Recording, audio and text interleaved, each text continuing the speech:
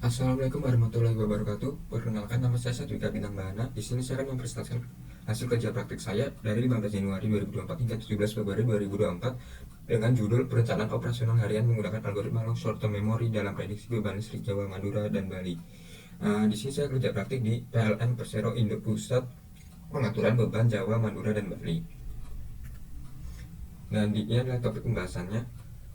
Untuk pendahuluan terlebih dahulu dari latar belakang, menurut data Badan Pusat Statistik, kenaikan penduduk Indonesia ya ini 2,05% dari tahun sebelumnya, dan upaya memproyeksikan kebutuhan beban listrik di harian di Jawa, Madura, dan Bali menjadi sangat sulit bila hanya mengandalkan data beban listrik dari hari-hari sebelumnya atau bersandar pada intuisi manusia.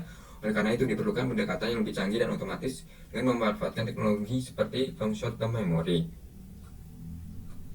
Kemudian pada PLN UIP 2B, terutama di divisi pengendalian operasi pada ROH, telah berhasil merancang algoritma ASM menggunakan Python. Hasil prediksi dan aktual sudah mencapai tingkat kesesuaian yang tinggi, namun masalah yang dihadapi adalah waktu eksekusi program yang masih relatif lama untuk testing. Dalam menghadapi permasalahan ini, saya memilih untuk memfokuskan topik laporan ini dalam upaya mengoptimisasi kode Python. Dengan demikian diharapkan program dapat berjalan lebih efisien, memberikan kontribusi positif yang signifikan bagi operasional harian PLN UIP 2B. Di sini ada tujuan umum. Yang pertama, untuk memenuhi persyaratan akademis sarjana S1 Teknik Elektro. Yang kedua, meningkatkan potensi diri dan keterampilan mahasiswa untuk mengatasi permasalahan yang ada di lingkungan kerja. Yang ketiga, mengaplikasi ilmu pengetahuan yang telah didapat selama masa kuliah. Kemudian tujuan khususnya ini memahami konsep dan penerapan LSTM machine learning untuk memprediksi kebutuhan listrik. Yang kedua, yaitu mengasah dan meningkatkan keterampilan pemrograman Python. Yang ketiga, untuk mengetahui metode untuk merencanakan operasi harian pada pembangkit listrik dengan beban listrik. Batasan masalah pada kerja praktik ini pada pelaksanaan kerja praktik saya tidak melakukan pengukuran langsung untuk mendapatkan data. Seluruh data yang disajikan dalam laporan ini berdasarkan tahun 2022 hingga 2024 dan bersumber dari PLN. Sementara itu informasi mengenai fitur cuaca diperoleh melalui internet. Yang nomor 2 algoritma backward propagation untuk model tidak akan dibahas, sementara formula pada LSTM hanya dibahas sebatas dasar teori karena menggunakan TensorFlow. Dan lalu yang terakhir, dalam pelaksanaan kerja praktik tidak menggunakan bahasa pemrograman apapun selain Python. Kemudian untuk profil perusahaan, di tempat yang saya kerja, saya ditempatkan di divisi pengendalian operasi pada ruang rencana operasi harian. Di divisi ini memfokuskan untuk perencanaan harian guna meningkatkan efisiensi pembangkit listrik di wilayah Jawa, Bali, dan Madura. Ini tujuan utamanya untuk mencari keseimbangan optimal antara pembangkit listrik dan beban listrik sehingga frekuensi tetap stabil pada 50 Hz. Peran divisi ini melibatkan prediksi beban listrik untuk satu hari ke depan. Hal ini agar untuk mengidentifikasi pembangkit yang perlu diaktifkan dan mana yang perlu dimatikan sesuai dengan kebutuhan daya beban listrik. Melalui ini diharapkan biaya operasional dapat ditekan sekaligus menjaga agar frekuensi tetap konsisten 50 Hz. Lokasinya itu berada di Depok, Gandul, Cinere. Kemudian lanjut ke dasar teori. Oke, untuk dasar teori yang pertama itu antara frekuensi pembangkit dan beban listrik. Energi listrik dari pembangkit mengalir melalui saluran transmisi sebelum didistribusikan ke beban. Frekuensi dalam sistem tenaga listrik mencerminkan keseimbangan antara daya pembangkit dan daya yang dibutuhkan oleh beban. Jika daya pembangkit melebihi beban, frekuensi meningkat karena kecepatan putar generator juga meningkat.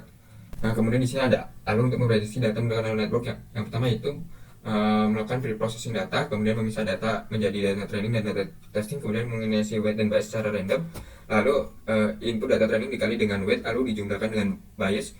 Kemudian masuk ke hidden layer untuk dihitung activation functionnya. Kemudian setelah itu memprediksi hasil output. Di sini dihitung dulu error atau lossnya apakah sudah sesuai apa belum. Jika belum, maka melakukan back propagation. Setelah itu mengupdate parameter weight dan bias, kemudian melakukan training di iterasi selanjutnya.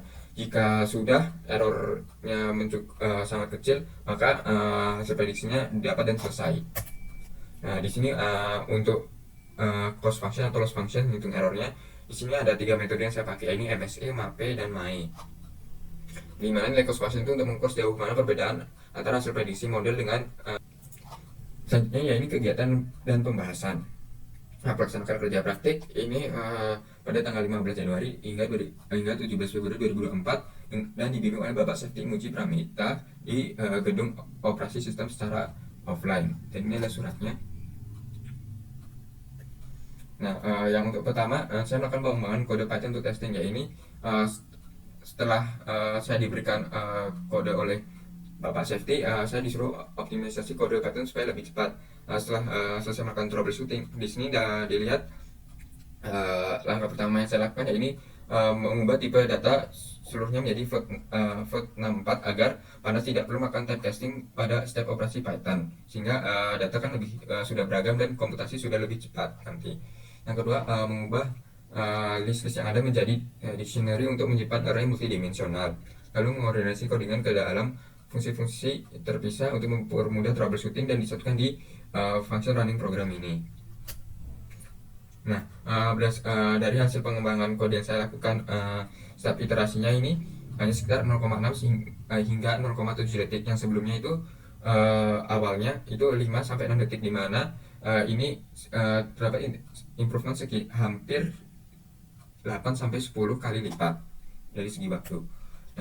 Kemudian di sini ada prediksi beban listrik puncak per harinya, yaitu pertama mengambil dataset, kemudian mengambil nilai maksimum, kemudian mengubah sampel menjadi 30 menit, kemudian mengambil cuaca di 5 lokasi, kemudian menambahkan parameter suhu, kemudian habis itu simpan datasetnya. Nah, ini untuk alur training beban puncak, ya ini mengambil dataset, habis itu menghapus missing data, kemudian transformasi menjadi 7 time step untuk kurun waktu seminggu, melakukan perubahan skala, kemudian habis itu training menggunakan LSTM, mengecek errornya sudah sesuai apa belum. Kalau sudah, nanti akan disimpan dan diplot grafiknya.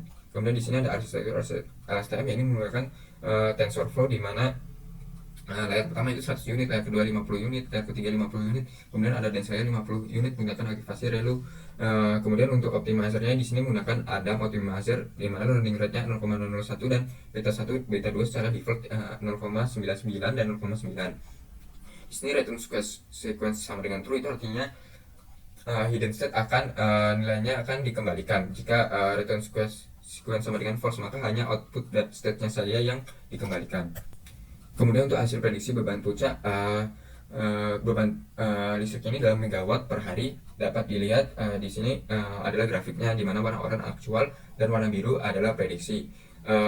Kalau kita lihat dari tanggal bulan 1 2022 hingga 2024 bulan 1 tanggal 23, kesalahan error relatifnya itu mencapai 0,32%, di mana terdapat beban puncak pada tanggal 25 Januari, yaitu 30.107 megawatt untuk keseluruhan Jawa, Madura, Bali. Dan di sini untuk forecastingnya saya nyoba hingga tahun 2025. Si beban tiap 30 menit. Alurnya secara garis besar, ya ini mengambil data tanggal, curah hujan, kelembapan udara, suhu, dan beban listrik pada daerah Jakarta, Bandung, Semarang, Surabaya, dan Bali yang mewakili Jawa, Madura, Bali. Kemudian setelah itu menghapus missing value, kemudian melakukan one hot encoding, kemudian menghasilkan data training dan validasi, kemudian mentransformasi menjadi 48 time step, karena setiap katanya 30 menit, karena ingin satu hari maka menjadi 48 time step. Kemudian melakukan perubahan skala angka, saya itu training menggunakan LSTM, kemudian menghitung loss my, dan untuk loss my-nya ini pada TensorFlow saya menambahkan model checkpoint dan early stop callback. Model checkpoint ini dimana jika my sekarang kurang dari my sebelumnya, itu maka model akan langsung otomatis di save. Dan model dan early stopping callback ini dimana jika ketika my pada iterasi selanjutnya nilainya tidak lebih kecil daripada my sebelumnya, maka iterasi akan diberhentikan dan hasil akan disimpan. Kemudian di sini ada potongan sampel di mana ada perbandingan antara prediksi dan aktual, di mana jika kita lihat misal nih pada jam 9, prediksi dan aktualnya ini hanya selisihnya kurang dari 100 megawatt saja. Kesimpulan, berdasarkan hasil kerja praktik yang telah saya lakukan, kesimpulan pertama, yaitu penerapan algoritma LSTM telah terbukti berhasil memprediksi beban listrik harian Jawa, Madura, dan Bali dengan perbedaan terkecilnya hingga 100 megawatt. Kemudian yang kedua, faktor cuaca dan faktor waktu memiliki pengaruh yang krusial pada beban listrik. Saat cuaca panas, beban listrik sering meningkat, lalu misalnya pada waktu libur, beban listrik relatif lebih rendah. Yang ketiga, yaitu pengembangan kode Python untuk meningkatkan efisiensi waktu program telah memberikan peningkatan kecepatan hingga 10 kali lipat. Sekian dan terima kasih.